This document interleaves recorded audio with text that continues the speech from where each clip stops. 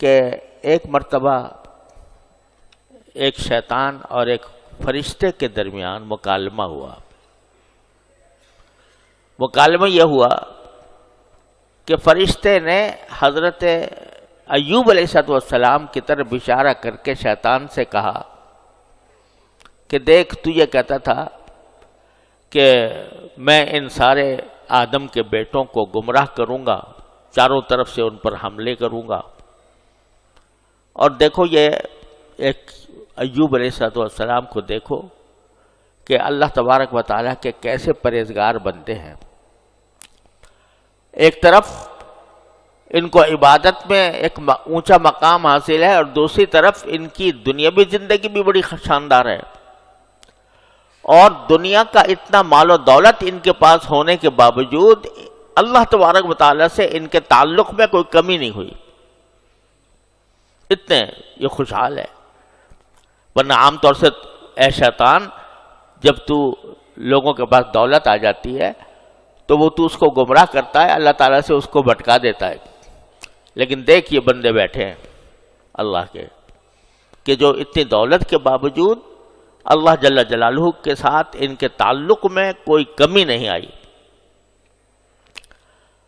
تو شیطان نے کہا، ایک طرح سے شیخی بگار کر کہا کہ جو تم کہہ رہے ہو نا کہ یہ بہت پرہیزگار اور متقی آدمی ہے، میں ذرا سا ان کے اوپر ایک سایہ ڈال دوں تو دیکھنا ان کا تقویٰ، ان کی پرہیزگاری کہاں جاتی ہے. اور اب تو یہ اللہ میاں کے بہت بڑے بندے بنے ہوئے ہیں، اور اللہ تعالیٰ کے ساتھ ان کا تعلق بڑا مضبوط نظر آتا ہے. میں ذرا سا اگر ان کے اوپر ایک اپنا سایہ ڈالوں تو تم دیکھنا کہ یہ اللہ سے کیسے غافل ہو جائیں گے. بلکہ اس صحیفے میں یہ بھی مذکور ہے کہ اس نے کہا شیطان نے کہ یہ جب میں ان کے اوپر ایک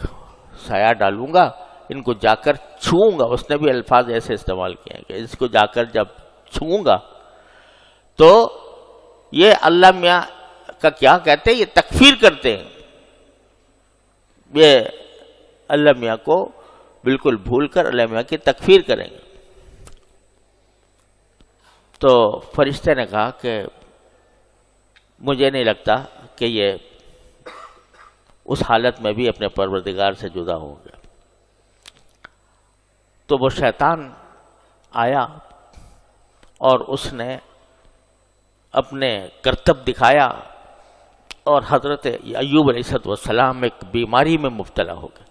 بیماری میں بعد میں مبتلا ہوئے وہ یہ کہ وہاں جس علاقے میں یہ رہتے تھے تو وہیں قریب میں ایک کافروں کی حکومت تھی،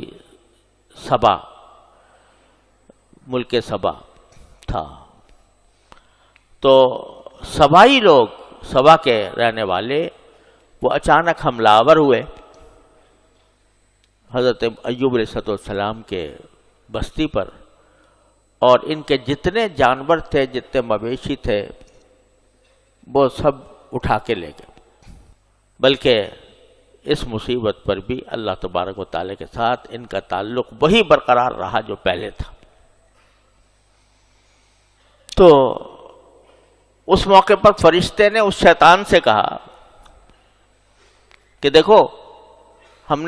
تم نے جا کر ان کی اولاد کو بھی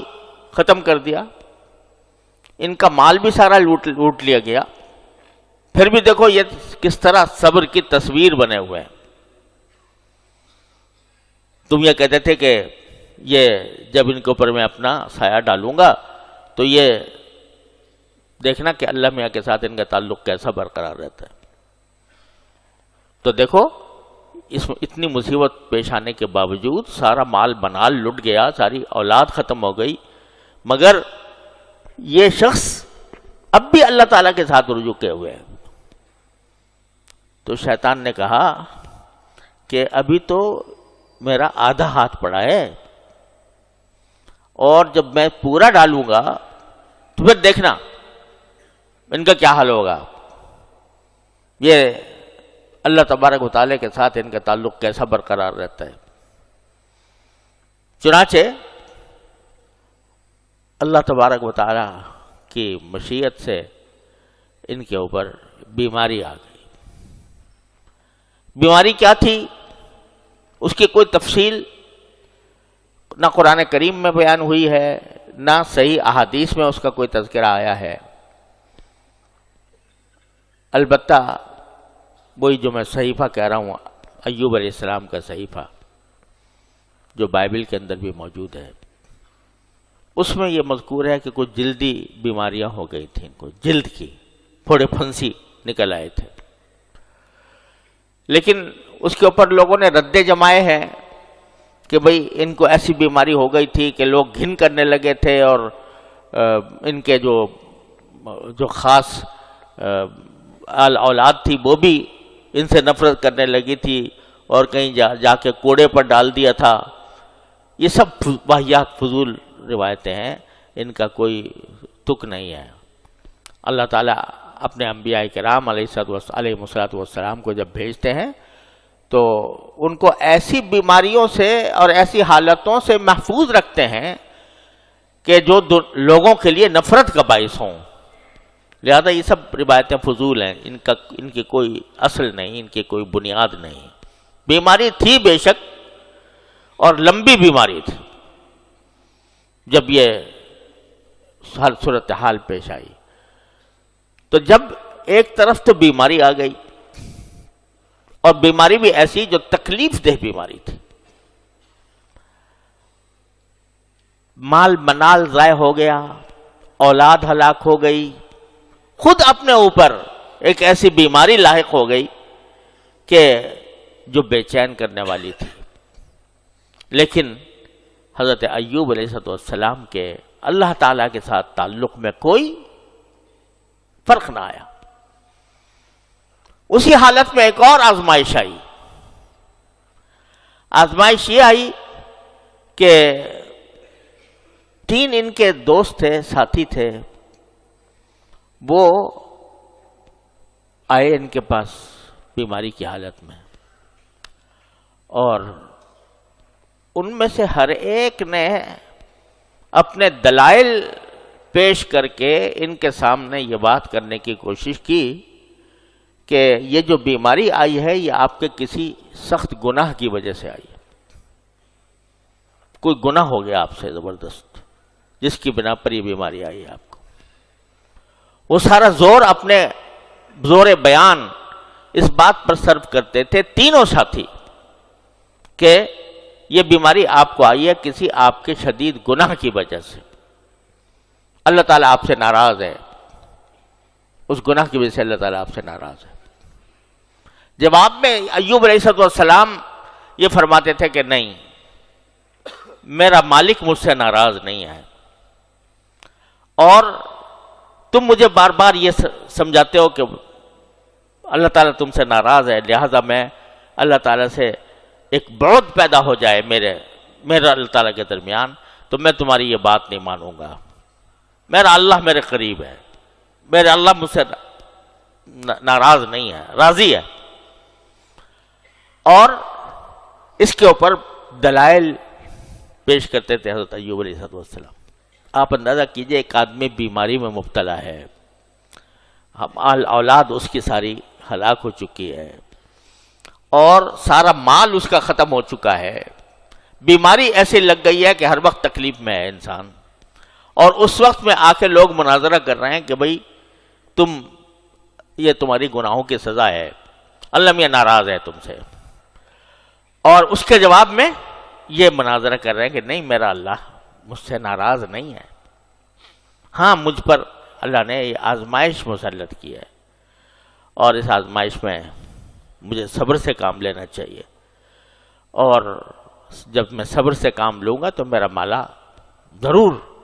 مجھے اس مشکل سے نجات دلائے گا۔ کہ حضرت ایوب علیہ السلام کو اللہ تعالیٰ نے صبر کا بہت اونچا مقام عطا فرمایا تھا،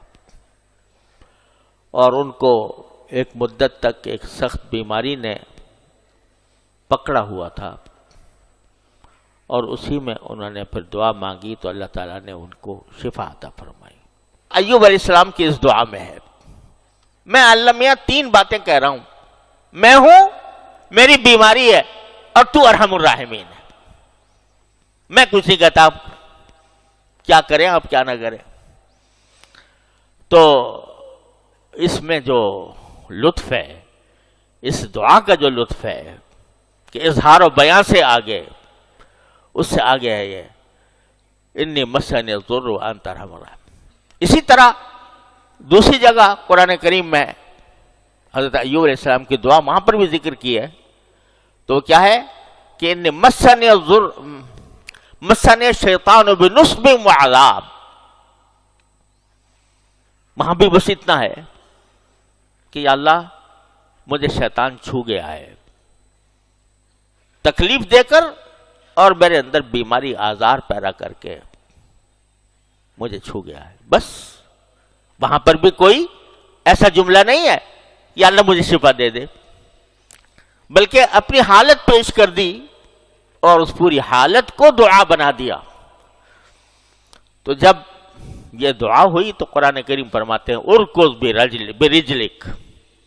ھذا مغتسل بارد وشراب۔ جب یہ دعا پہنچی ہے باری تعالیٰ کے مقام تک تو اللہ تعالیٰ نے حکم دیا ارکض برجلک، اپنا پاؤں زور سے مارو اس پتھر پر، بس یہ تمہاری شفا کا راستہ ہے۔ ارکض برجلک، اپنا پاؤں مارو زور سے اس پتھر کے اوپر، تو کیا ہوگا؟ وہاں سے چشمہ پھوٹے گا۔ چنانچہ ایسا ہی ہوا۔ حضرت ایوب علیہ السلام، اسی بعض روایات کے اندر آیا ہے کہ جب اٹھ کے جانے لگے تو پہلے تو یہ حالت ہو گئی تھی کہ چلنا ہی مشکل تھا، لیکن ان کی اہلیہ وفادار اہلیہ تھیں، وہ مسلسل ان کے ساتھ رہتی تھیں۔ تو جب جانے لگے تو اہلیہ نے پوچھا کہاں چلے، کیسے جا رہے ہو؟ تو حضرت ایوب علیہ السلام نے فرمایا مجھے حکم ہوا ہے کہ میں آگے جا کر اس کے اوپر پتھر پر پاؤں ماروں۔ چلے گئے، پتھر پر پاؤں مارا تو پانی ابل پڑا، اور اللہ تعالیٰ کی طرف سے یہ حکم آیا کہ ھذا مغتسل بارد وشراب۔ دیکھو یہ جو پانی ابالا ہے ہم نے زمین سے، تم نے پاؤں مارا تھا، یہاں سے چشمہ ابال دیا، اور اس چشمے کے اندر یہ تمہارے نہانے کا پانی بھی ہے، ٹھنڈا پانی، مغتسل بارد، ٹھنڈا پانی ہے تمہارے غسل کرنے کے لیے، اور شراب اور تمہارے پینے کے لیے۔ چنانچہ غسل کیا، حضرت ایوب علیہ السلام نے غسل فرمایا اس چشمے سے، اور جب غسل کر کے فارغ ہوئے تو وہ ساری بیماری جا چکی تھی۔ بیماری کی وجہ سے جو چہرے کے اوپر تغیرات آئے تھے وہ جا چکے تھے، اور اسی طرح کھلا ہوا خوشگوار چہرہ جو پہلے تھا اسی کے ساتھ وہاں سے واپس لوٹے، یہاں تک کہ ان روایات میں آتا ہے کہ حضرت ایوب علیہ السلام کی اہلیہ پہچان نہیں سکیں کہ یہ وہی ہیں، کیونکہ اس عرصے دراز تک بیماریوں کی وجہ سے چہرے پر تغیرات آ چکے تھے، جسم پر تغیرات آ چکے تھے۔ جب اللہ تعالیٰ نے شفا عطا فرمائی تو سب واپس دے دیا، چہرے کی تازگی بھی واپس دے دی، بشاشت بھی واپس دے دی، اور بیوی بھی پہچانتے ہوئے مشکل ہو رہی تھی بیوی کو کہ یہ وہی میرا شوہر ہے۔ تو اس کے بعد اللہ تبارک و تعالیٰ نے یہ کرم فرمایا کہ فرماتے ہیں وَآتَيْنَاهُ أَهْلَهُ وَمِثْلَهُ مَعَهُ، کہ اس کے بعد ہم نے جو ان کے گھر والے ہلاک ہو گئے تھے نا، بیٹے بیٹیاں، تو ہم نے اتنے ہی گھر والے ان کو دے دیے، بلکہ اس سے دگنے دے دیے۔ اب اس کے مطلب یہ بھی ہو سکتا ہے کہ جو ہلاک ہو گئے تھے ان کو دوبارہ اللہ نے زندہ کر دیا ہو تو اس کی ذات سے کیا بعید ہے. اور یہ بھی ہو سکتا ہے کہ آگے پھر انہوں نے ان کے ہاں اور مزید اولاد ہوئی اور اتنی ہوئی بلکہ اس سے دگنی ہو گئی تو اللہ تبارک و تعالیٰ نے وہ بھی دے دیے. اور وہ جو مال مویشی جو تھے وہ بھی اللہ تبارک و تعالیٰ نے واپس عطا فرما دیے، پھر اسی طریقے سے زندگی رہنے لگے. لیکن ان کا واقعہ بتا کر اللہ تبارک و تعالیٰ ہم آپ کو جو سنا رہے ہیں واقعہ، محض قرآن کریم میں جب کوئی واقعہ آتا ہے تو وہ محض قصہ کہانی نہیں ہوتی کہ بھئی افسانہ ترازی ہے، افسانہ سے بتایا جا رہا ہے. اس کے پیچھے سبق ہوتے ہیں. سبق یہ دیا کہ دیکھو ایوب علیہ السلام کو دیکھو، شیطان بڑا دعویٰ کر رہا تھا، اگر وہ روایت صحیح ہے تو شیطان بڑا دعویٰ کر رہا تھا کہ ان کی ساری راست بازی، سارا تقویٰ میں ختم کر دوں گا، ان کو بیماری کے اندر مبتلا ہوں گے تو. لیکن وہ صبر و استقامت کا پہاڑ، ان کو آنے والے کہہ رہے ہیں کہ تجھ سے اللہ ناراض ہے، مگر وہ ڈٹا ہوا ہے کہ نہیں، میں ناراض نہیں ہے، جب اس کا حکم ہوگا خود بخود ٹھیک ہو جائے گا، اور مجھے اس وقت تک صبر کرنا ہے. صبر کا یہ اعلیٰ ترین مقام حضرت ایوب علیہ السلام کو مثال دی جاتی ہے آج دنیا میں. صبر ایوب علیہ السلام کا صبر